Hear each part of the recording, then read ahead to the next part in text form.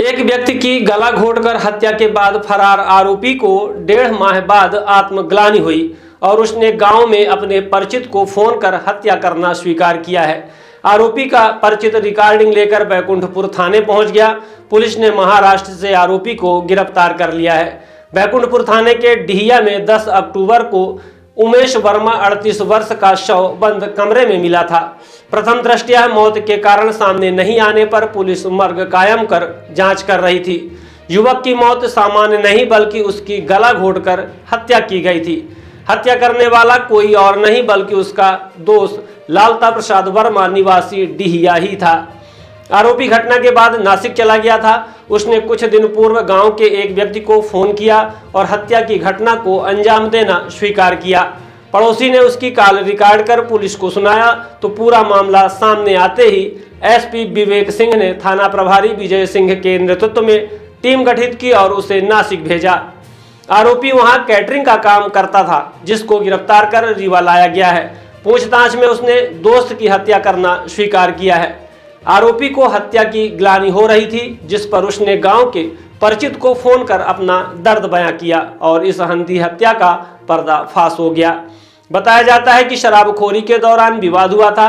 दरअसल 7 अक्टूबर को दोनों बैठकर शराब पी रहे थे।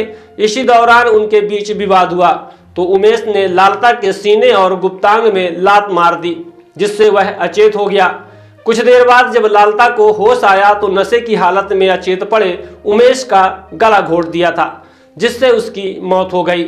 बताया जाता है कि आरोपी ने घटना के दिन ही अपना अपराध स्वीकार कर लिया था, पर वह नशे की हालत में गांव में अपने परिचित के पास गया और बोला, मैंने मर्डर कर दिया है, मुझे लाल गांव तक छोड़ दो।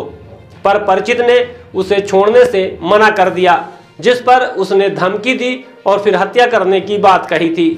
लेकिन वह इतनी अधिक शराब पी रखी थी कि लोगों ने उसकी बातों पर भरोसा नहीं किया और वह वहां से चला गया।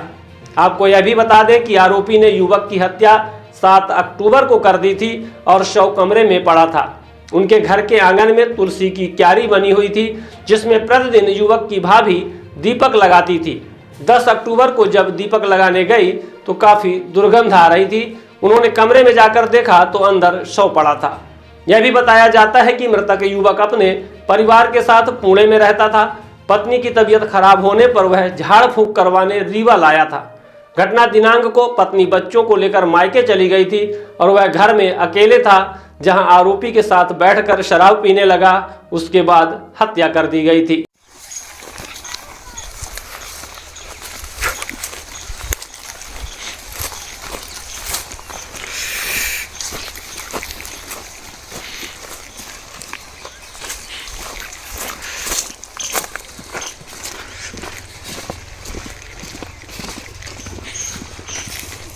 तो यहाँ बहुत बने हैं, कोई बोल रहा था कि इसी बार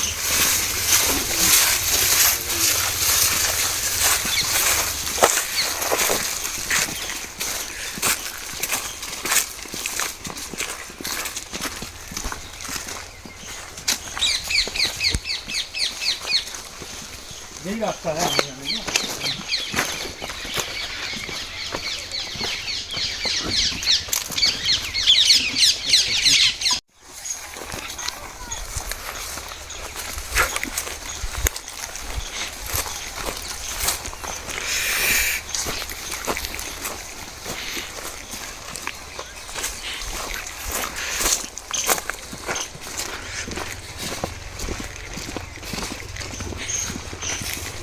तो यहाँ बहुत बने हैं, कोई बोल रहा था कि इसी बार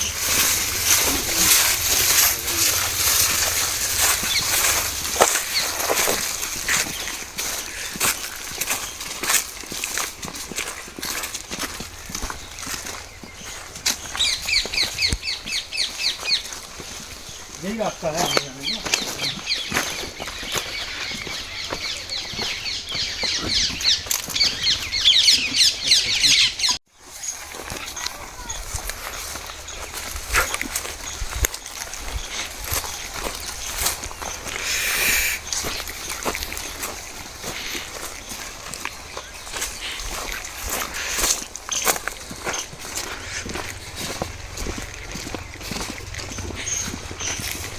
तो यहाँ बहुत बने हैं, कोई बोल रहा था कि इसी बार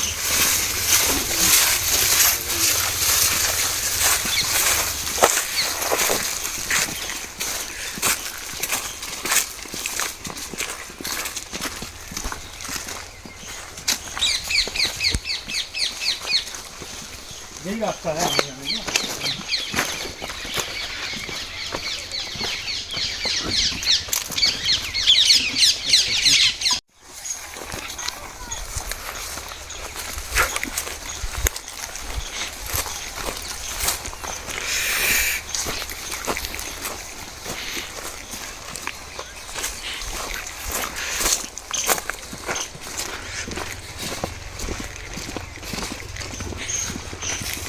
रोड तो यहाँ बहुत बने हैं, कोई बोल रहा था कि इसी जगह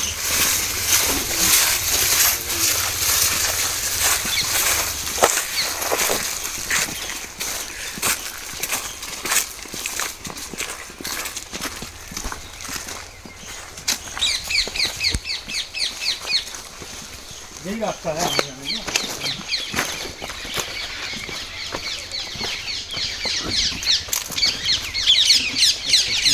न्यू खुशी मोबाइल जंक्शन एवं फर्नीचर हाउस।